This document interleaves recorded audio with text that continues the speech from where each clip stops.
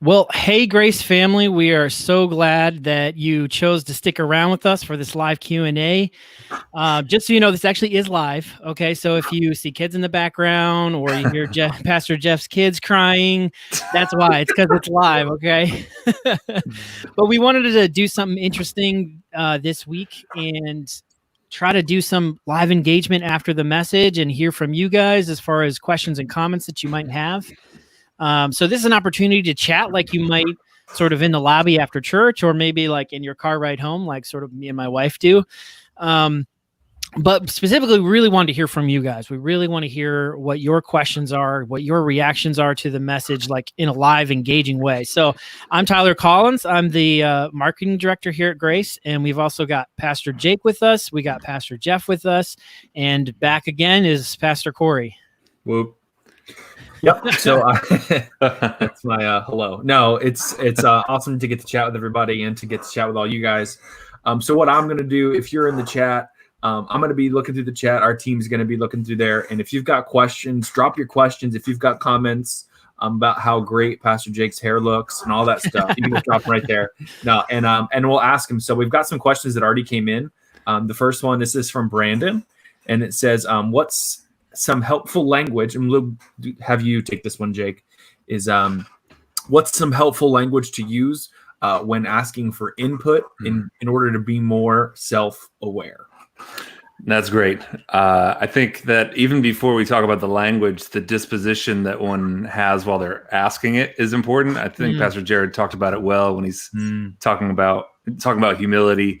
Even maybe to get into the language, even addressing that, saying, okay, and if you're somebody like me that might usually struggle with this kind of thing, even saying, hey, I am trying to be humble here. I'm trying to put myself in the position where I'm receiving what you're having to say. So please help me out here. So helpful language is, I would say, first is get your disposition right and even make it known to them of, I want to make a better me. I'm trying to help me kind of just brick by brick.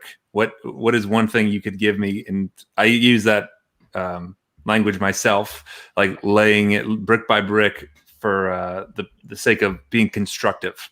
Like thinking of myself as like a house that's being built and laying it brick by brick. Can you just help me even just a little bit, some kind of course corrective piece, just lay that brick as perfectly as possible. So as far as language goes, disposition. And then I would also say that, just asking for it in terms of what is one little constructive thing that you could give me. It doesn't have to be this huge life-changing thing. Let's just start one little piece at a time.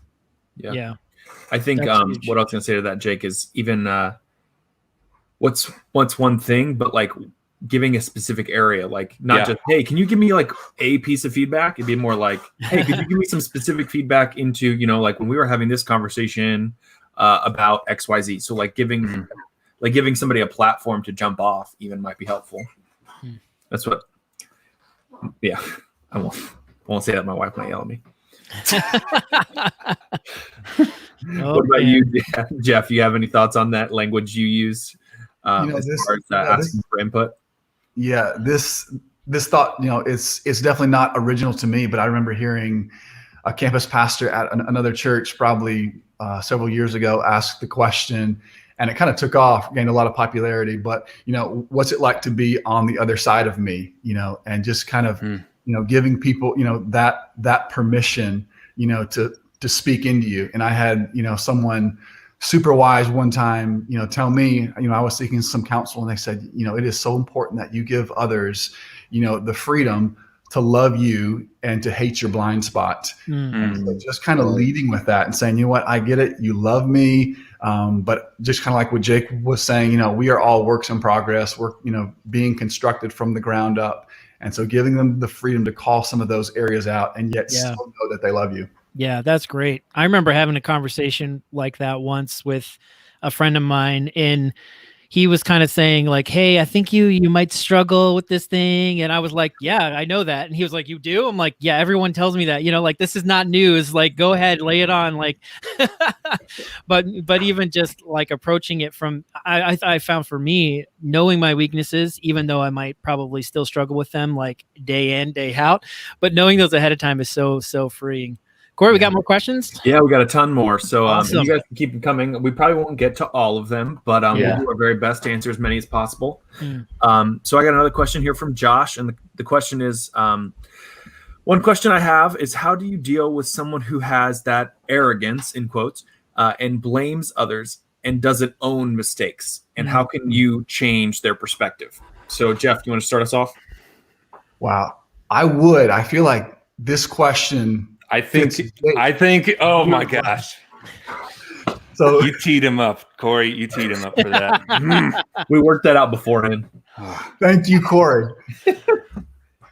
No, in all seriousness, though, I feel like it's so hard without knowing those specific contexts. And I know Pastor Jared talked about that last Q&A, but it really is so hard without knowing context.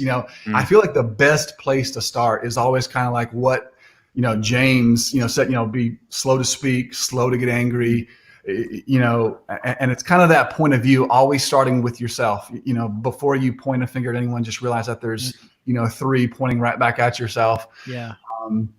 So how do you deal with someone who has that, arrogance? I would say, number one, start with yourself before you go anywhere else. Start with yourself. But if there is arrogance on someone else's part, and again, I think it depends so much on context. But that piece from 1 Corinthians 13, love is patient and it's kind, and being patient, being kind, no matter what you're receiving. And obviously there's some markers there that you got to watch out for. And if they're crossing those boundaries, you definitely, need to use some wisdom. But I say, start with yourself, according to, scripture. That's good. That's awesome. Thanks, Jeff. I actually, that's well said, is starting with yourself and then getting into it. Kind of what do you do from there? Actually engaging with it. After you approach the individual, like I'm thinking of Matthew 18, because this starts to Matthew 18 sort of talks about offenses. So if this person is, because you can almost weaponize your arrogance, if that makes sense. So if somebody starts to weaponize it, if that's the language that's okay to use, then it becomes offensive, and you try to have the conversation one-on-one as best as you know how, in a loving way, all of that. After that, maybe if this person hasn't completely isolated themselves, you get somebody else to come along with you, the way that Jesus talks about it in Matthew 18. If nothing else, if you could find out that you're wrong and end up at the same question that Jeff started with of, okay, I got to look at me. But to bring a group there so that person sees it's not just, if it's me that's the arrogant one and Jeff is coming to me about it like he has a few times already and brings you guys in it, Tyler and Corey, then we kind of find out, then it sort of brings to light, okay, Jeff isn't the only one who thinks this way about me. I can think it starts to bring to light that maybe I'm the common denominator in all this. Does that make sense? Yep. That's really good. Yeah. Voices. That's super wise. Yeah, that's great. There was something else I was going to add to that. The last part of that question was, how can you change their perspective? And for me, if I've learned anything, even being the arrogant one, and then also dealing with people who maybe lack some self-awareness, it's that you can't change people's perspectives. Like, I can't want people to be self-aware for themselves. Like, definitely. The very best thing we do with our words and our actions and our love is sometimes to just hold up a mirror and hold it there until they're ready to look. And there's sometimes where people don't want that. So, but you can't, like, I can't physically turn your head to change your perspective, even though I might want to. Or like wrestle you to the ground and change your. But that's not how agape love works. There's that unconditional, and often that backfires, on you when you try to force someone. It almost makes it worse, right? It's kind of like I'm assuming that there wasn't you might not have enough self-awareness, and like until you're willing to pick that mirror up yourself, or I'm sure, Jeff, you're probably having that experience right now as you turned on the camera today, realizing what that is. That's just below your nose, a little bit above your lips. Oh, okay. You're welcome. There's no way that you knew that was there before you put yourself on a live feed. All right. I think that's a great segue. Segue. That was the segue. No. Well, but honestly though, it does kind of, and Pastor Jake, you touched on it a little bit. But another question that came through in the chat from Sarah was, how do you balance that agape love and boundaries? So if you guys, maybe Jeff or Jake, if you guys want to speak on that, I think it would be awesome to hear from you guys. Wow. How do you balance those agape love and the boundaries? Okay. First off, I love that somebody is even, this person has been into self-awareness for a while, because you only use language like boundaries if you understand self-awareness. Yeah. That's such a loaded word. Wow. So even that already is, whoever's asked, you said Sarah's asking this? Sarah, I don't know, just Sarah in the chat. Sarah, you're awesome. Okay. That's a great word. Okay, this is the way I would say it, is people that I really love and that I want to stay close with know my boundaries. Well, the people that I love, they know my boundaries. I've communicated it to them. And maybe it starts with you learning what your boundaries are. And that can change season to season. I'll tell you this, in this season, my boundaries look very different. And I'm even almost ratcheting down on how much I obey my own. Does that make sense? So the people I love end up being talked to about what my boundaries are. Yeah. Does that sort of answer the question? Does that scratch the itch a little bit?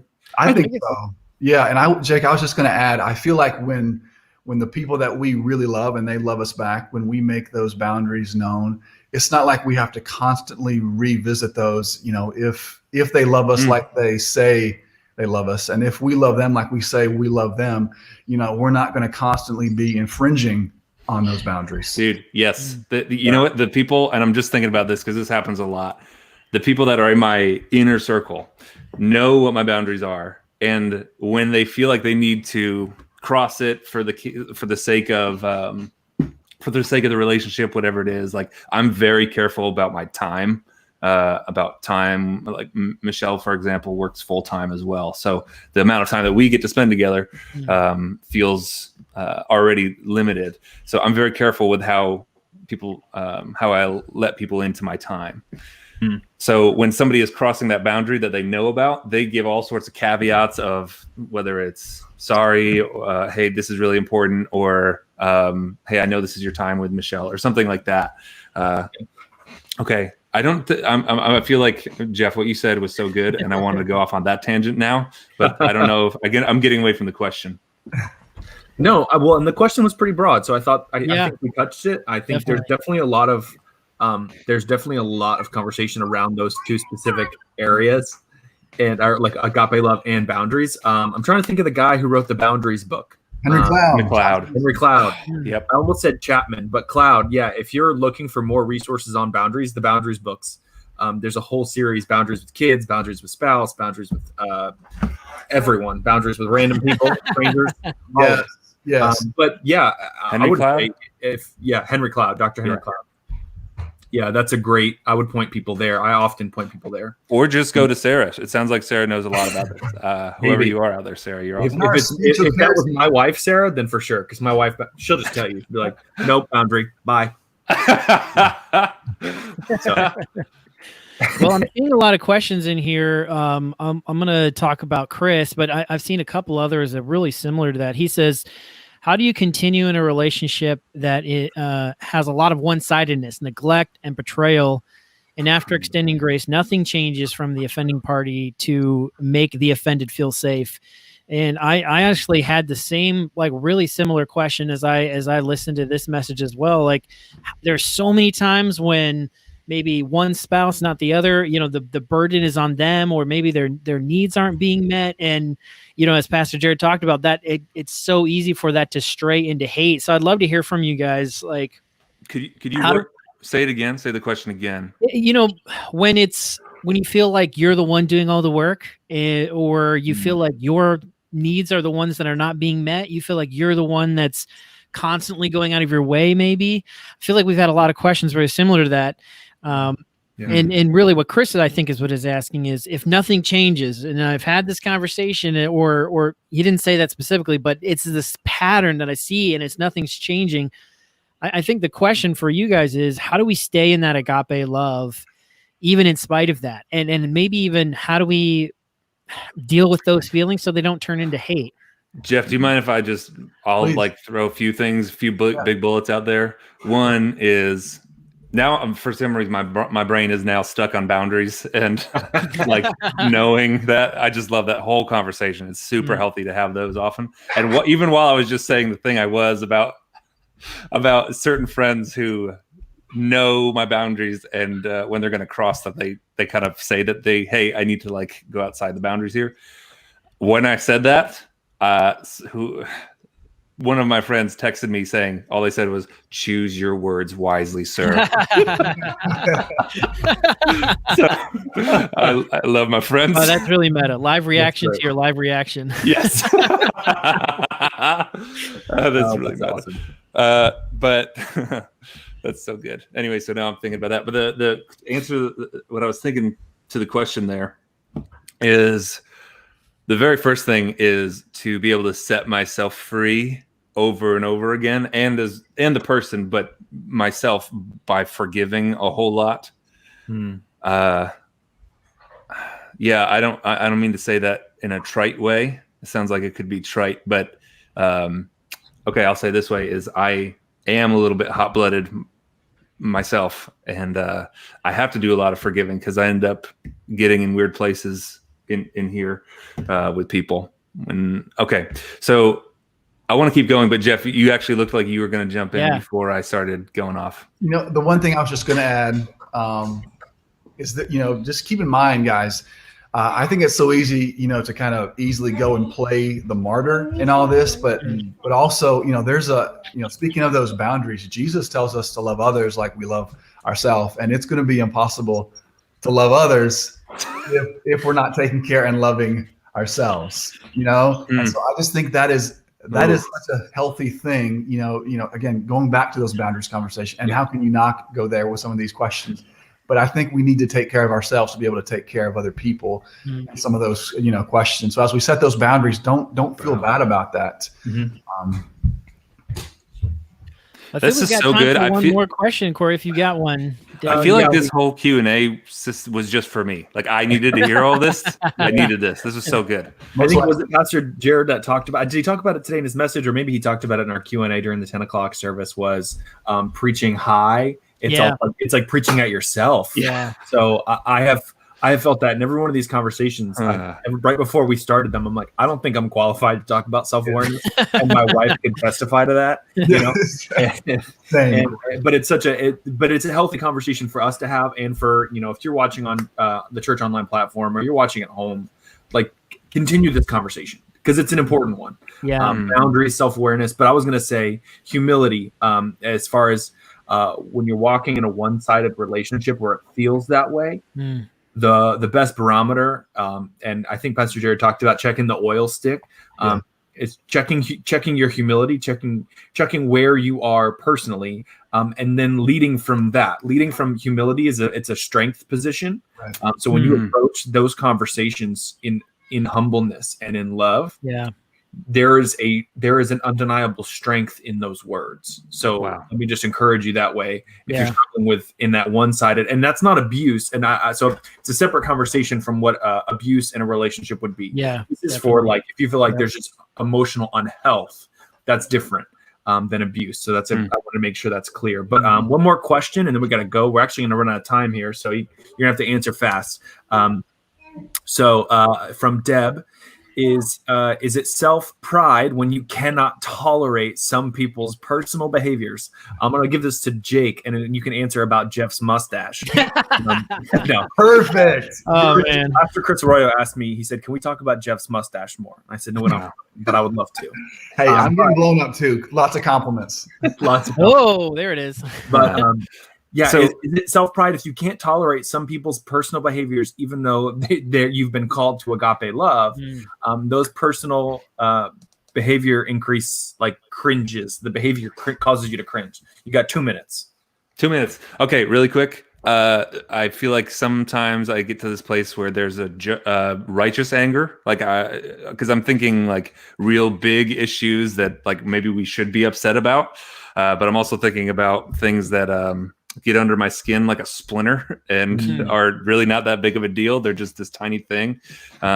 That might have been a little bit vivid of a picture, but that's the way my brain works. So, and man, this sort of you already answered the question a minute ago, Corey, but I think the piece for me is first gut check, heart check. And my go-to is unintentionally, I check my entitlement. What am I entitled to first? What am I? Do I get to be upset about this? Yeah. Or That's good. does this person get to act this way in my life? Yep. And I would say that, like you said earlier, the first place to go is check your humility first. Yeah. Well, I think that's all we've got time for. Thank you, everybody, for your questions. So many great questions. And keep this going at home, with your spouse, with your QuaranTeam. This Q&A, I think, is such a great way to think through the message. So thanks, guys, and we will see you next week. Awesome. See you, everybody. See you.